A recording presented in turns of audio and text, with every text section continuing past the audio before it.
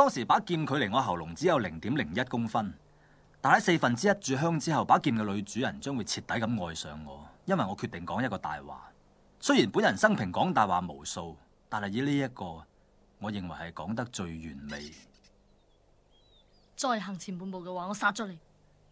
你應該咁做，我亦應該死。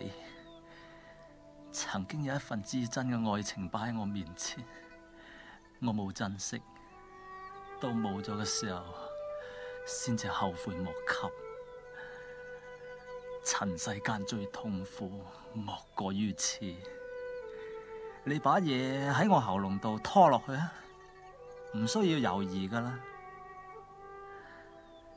如果個天可以俾個機會我翻轉頭嘅話，我會同個女仔講3個字：